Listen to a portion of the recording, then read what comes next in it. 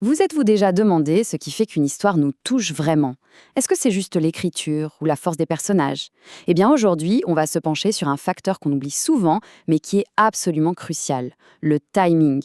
On va découvrir ensemble ce que veut dire la pertinence temporelle et pourquoi le moment où l'on raconte une histoire est au moins aussi important que l'histoire elle-même. Au fond, chaque grand message, c'est un peu comme un miroir.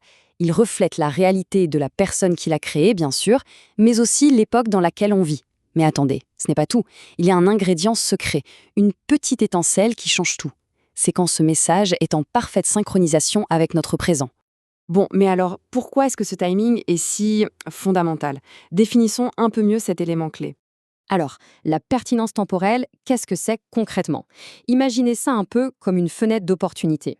C'est l'idée que le moment précis où un message est partagé peut complètement changer sa signification et son efficacité.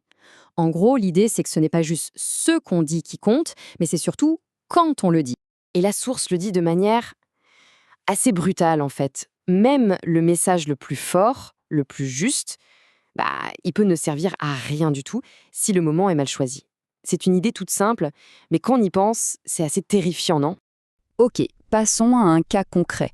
Qu'est-ce qui se passe quand une histoire arrive trop tôt ou peut-être trop tard? Qu'est-ce qui arrive en fait quand on manque ce rendez-vous avec son époque? Et pour ça, le cinéma, c'est vraiment l'exemple parfait.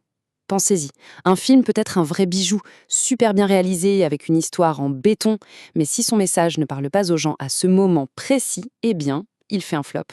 Les gens vont être indifférents, ou pire, ils vont complètement l'ignorer, juste parce que la société n'était pas prête à l'entendre. Alors face à un enjeu pareil, on imagine bien que l'auteur, lui, n'a pas le droit à l'erreur.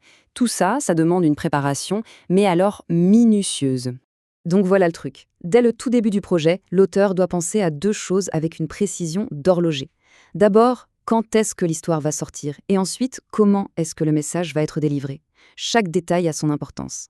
Bon, évidemment, on peut avoir le plan le plus parfait du monde, mais la réalité, elle, est toujours pleine de surprises, pleine d'imprévus. Et c'est là que ça se complique. La source nous prévient bien. Il suffit d'un seul événement inattendu, une crise sociale, un basculement culturel, n'importe quoi, pour que tout le plan si bien préparé tombe complètement à l'eau. Du coup, l'auteur ne peut pas juste être un artiste. Il doit aussi être une sorte de sentinelle. Il doit essayer d'anticiper tout ça, de rester à l'écoute, de sentir le pouls de la société en permanence. C'est un boulot à plein temps, en fait. Ok, on a beaucoup parlé des risques. Mais il faut savoir que si le risque est grand, la récompense, elle, peut être immense. Voyons ce qui se passe quand, justement, l'alignement est parfait.